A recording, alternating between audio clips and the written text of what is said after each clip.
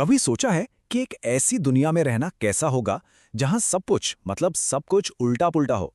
आज हम एक बहुत ही मजेदार कन्नड़ लोक कथा की दुनिया में चलने वाले हैं, जो हमें एक ऐसे ही अजीबोगरीब राज्य में ले जाती है, मूर्खों के राज्य में। तो आखिर इस राज्य को इतना अजीब बनाता क्या है? खैर, ये सारी कहानी शुरू होती है इसके मूर्ख राजा और उसके और भी ज्यादा मूर्ख मंत्री से, जिन्होंने अपने अजीबोगरीब नियमों से पूरे राज्य को ही उलट-पुलट कर दिया है।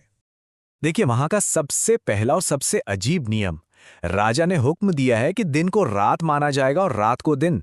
मतलब जब सारी दुनिया जागकर काम कर रही होती है तो इस राज्य के लोग सोते हैं, और जैसे ही सूरज ढलता है इनके बाजार खुलते हैं, इनके काम धंधे शुरू होते हैं।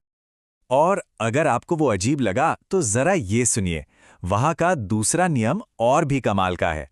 हर चीज, चाहे वो 1 किलो चावल हो या 1 दर्जन केले, हर चीज का दाम एक ही है, सिर्फ एक डुड्डू। डुड्डू यानी वहां की करेंसी। सोचिए जरा, मेहनत की, चीज की, किसी की कोई कीमत नहीं, सब कुछ बराबर। अब इसी अजीब सी दुनिया में दो लोग आते हैं। एक बुद्धिमान गुरु जो दुनिया को देख परख चुके हैं, और उनका एक शिष्य जो थोड़ा लालची किस्म का है और दुनिया की चकाचौंध में आसानी से फंस जाता है। गुरु तो गुरु हैं, उनकी पारखी नजरें एक ही पल में इस जगह के खतरे को भांप लेती हैं। वो तुरंत समझ जाते हैं कि जहां अक्ल का कोई मोल ना हो, वहां रहना अपनी जान जोखिम में डालने जैसा है। तो वो फौरन वहां से जाने का फैसला करते हैं। लेकिन शिष्य को तो जैसे अपनी मनपसंद जगह मिल गई हो। हर चीज इतनी सस्ती। वो अपने गुरु की एक नहीं सुनता, उनकी चेतावनी को हवा में उड़ा देता है। उसे लगता है कि इससे अच्छी जगह तो हो ही नहीं सकती, और यहीं से उसकी मुसीबतों का काउंटर शुरू हो जाता है। शिष्य का लालच उसे कुछ समय की खुशी तो देता है, लेकिन जैसा कि हम देखेंगे, हर चीज की एक कीमत होती है, और इस मूर्खों के राज्य में ये कीमत बहुत भारी पड़ सकती है। किसी की जान भी जा सकती है। तो शिष्य की खुशी से खतरे तक की जो ये यात्रा है ना, वो इन 3 आसान से कदमों में सिमट कर रह जाती है। वो बस खाता है, मोटा होता जाता है, और अनजाने में खुद ही अपनी सजा का इंतजाम कर लेता है। और फिर, जैसा कि ऐसे राज्य में होता है, एक बहुत ही अजीब घटना घटती है। राजा को न्याय करना है और किसी को फांसी देनी है। लेकिन एक छोटी सी प्रॉब्लम है। जिस अपराधी को सजा मिली है, वो फांसी के फंदे के हिसाब से बहुत ज्यादा पतला है। अब न्याय तो करना ही है, तो किसी ऐसे को ढूंढना पड़ेगा जो फंदे में एकदम फिट बैठ सके। तो राजा के सिपाही पूरे शहर में एक मोटे आदमी की तलाश में निकल पड़ते हैं। और उनकी ये तलाश कहाँ खत्म होती है? बिल्कुल सही, हमारे खा पीकर मोटे हुए शिष्य पर। और अब आता है कहानी का सबसे मजेदार मोड़। यहां हम देखते हैं कि कैसे एक बुद्धिमान इंसान मूर्खों की मूर्खता को ही उनका हथियार बना सकता है। शिष्य को बचाने के लिए गुरु लौट आते हैं।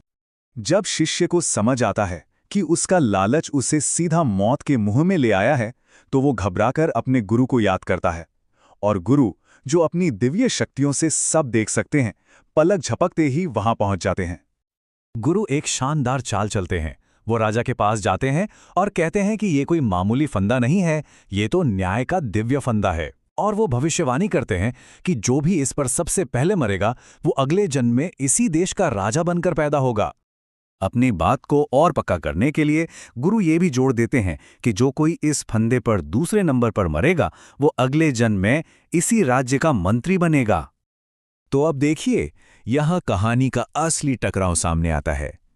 एक तरफ है गुरु की बुद्धिमानी, जिसका एक ही मकसद है अपने शिष्य की जान बचाना, और दूसरी तरफ है राजा का अंधा लालच, जो मरने के बाद भी सत्ता का मोह नहीं छोड़ पा रहा है। और होता भी वही है जिसकी उम्मीद थी। मूर्ख राजा और उसका मंत्री इस चाल में पूरी तरह फंस जाते हैं। वे अगले जन्म में राजा मंत्री बनने के लालच में गुरु और शिष्य को आजाद कर देते हैं और खुद उनकी जगह फांसी पर चढ़ जाते हैं। तो राजा और मंत्री का तो अंत हो गया। लेकिन यह कहानी सिर्फ यहीं तक नहीं है। यह हमें बुद्धि, मूर्खता और लालच के बारे में कुछ बहुत गहरे सबक सिखाती है। ये पूरी मजेदार कहानी असल में एक बहुत ही मजबूत और गहरे विचार के चारों ओर बुनी गई है, जो शायद आज भी उतना ही सच है जितना पहले था। ये कहानी ना हर कदम पर बुद्धिमानी और मूर्खता के बीच का फर्क दिखाती है।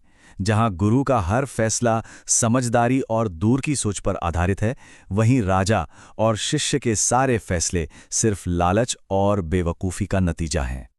इस लोक कथा से जो सबक मिलते हैं वे बिल्कुल साफ हैं।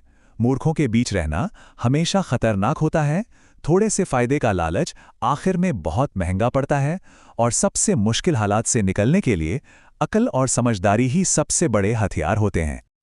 और आखिर में ये कहानी हमें एक बहुत ज़रूरी सवाल के साथ छोड़ जाती है। हमारी अपनी दुनिया में ज़्यादा खतरनाक कौन है? वो जिसके पास ताकत तो है पर अकल नहीं, या फिर वो जो लालची तो है पर समझदार नहीं? इस पर सोचिएगा ज़रूर।